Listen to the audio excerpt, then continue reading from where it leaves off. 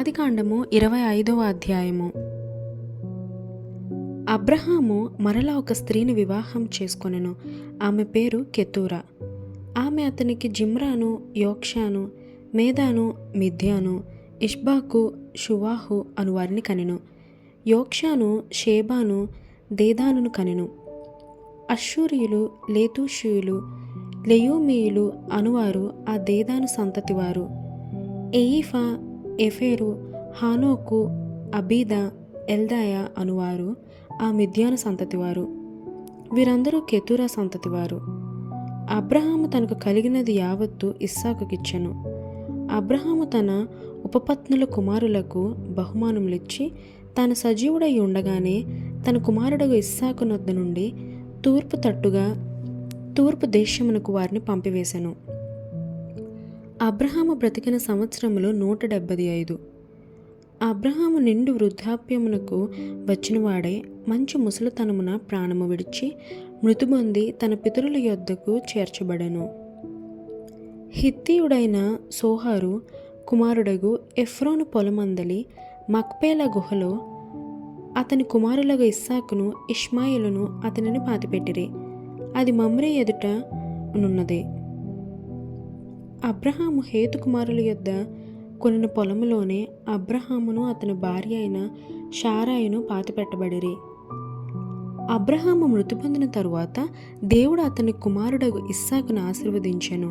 అప్పుడు ఇస్సాకు బెయేర్ లహోయి రోయి దగ్గర కాపురముండెను.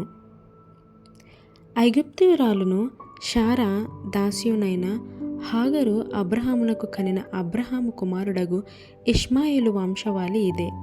ఇష్మాయేలు జ్యేష్ఠ కుమారుడైన నెబాయోతు, కేదారు, అద్బయేలు, మిబాష్ము, మిష్మాదూమా, మషా, హాదరు, తేమా, యోతూరు, నాపేషు, కేదేమా ఇవి వారి వారి వంశావశుల ప్రకారము వారి వారి పేర్ల చొప్పున ఇష్మాయేలు కుమారుల యొక్క పేరులు వారి వారి గ్రామములలోనూ వారి వారి కోటలలోనూ ఇష్మాయేలు కుమారులు వీరే.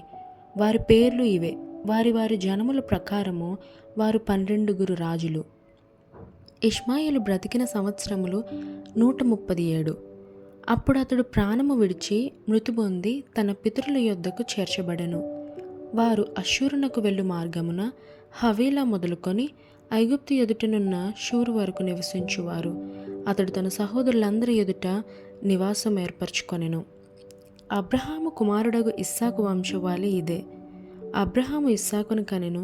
ఇస్సాకు పద్దనరాములో నివసించు సిరియావాడైన బెతూయేలు కుమార్తెను సిరియావాడైన లాబాను సహోదరుయునైన రిబ్కాను పెండ్లి చేసుకున్నప్పుడు 40 సంవత్సరముల వాడు. ఇస్సాకు భార్య గొడ్రాలు కనుక అతడు ఆమె విషయమై యెహోవాను వేడుకొనెను. యెహోవా అతని ప్రార్థన వినును గనుక అతని భార్య అయిన రిబ్కా గర్భవతి ఆయెను. ఆమె గర్భంలో శిశువులు ఒకనితోనొకడు పెనుగులాడిరు గనుక ఆమె ఇలాగైతే నేను బ్రతుకుట ఎందుకని అనుకొని ఈ విషయమై యెహోవాని అడుగు వెళ్ళెను. అప్పుడు యెహోవా ఆమెతోనిట్లనెను, 2 జనములు నీ గర్భములో కలవు, 2 జనపదములు నీ కడుపులో నుండి ప్రత్యేకముగా వచ్చును. ఒక జనపదము కంటే ఒక జనపదము బలిష్టమై ఉండెను. పెద్దవాడు చిన్నవానికి దాసుడగును అనెను. ఆమె ప్రసూతి కావలసిన దినములు నిండినప్పుడు ఆమె గర్భమందు కవలవారు ఉండిరి. మొదటివాడు ఎర్రనివాడుగా బయటికి వచ్చెను. అతని ఒళ్ళంతయు రోమ వస్త్రము వలె నుండెను గనుక అతనికి ఏశావు అని పేరు పెట్టిరి.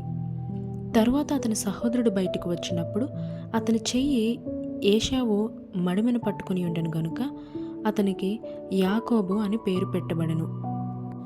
ఆమె వారిని కనినప్పుడు ఇస్సాకు 60 ఏండ్లవాడు. ఆ చిన్నవాడు ఎదిగినప్పుడు ఏశావు వేటాడియందు నేర్పరియై అరణ్యవాసిగా నుండెను. యాకోబు సాధువై గుడారంలో నివసించుచుండెను. ఇస్సాకు ఏశావు తెచ్చిన వేట మాంసమును తినుచుండెను గనుక అతని ప్రేమించెను. రిబ్కా యాకోబును ప్రేమించెను. ఒకనాడు యాకోబు కలుగూర వంటకము వండుకొనుచుండగా ఏశావు అలసిన వాడై పొలంలో నుండి వచ్చి, నేను అలసి ఉన్నాను, ఆ ఎర్రగా నున్న దానిలో కొంచెము దయచేసి నాకు పెట్టమని అడిగాను. అందుచేత అతని పేరు ఏదోము అనబడెను. అందుకు యాకోబు, నీ జ్యేష్ఠత్వము నేడు నాకిమ్మని అడుగగా, ఏశావు, నేను చావబోచున్నాను గదా, జ్యేష్ఠత్వము నాకెందుకనెను. యాకోబు, నేడు నాతో ప్రమాణము చేయమనెను. అతడు యాకోబుతో ప్రమాణం చేసి అతనికి జ్యేష్ఠత్వమును అమ్మివేయగా, యాకోబు ఆహారమును చిక్కుడుకాయల వంటకమును ఏశావుకిచ్చెను. అతడు తిని త్రాగి లేచిపోయెను. అట్లు ఏశావు తన జ్యేష్ఠత్వమును తృణీకరించెను.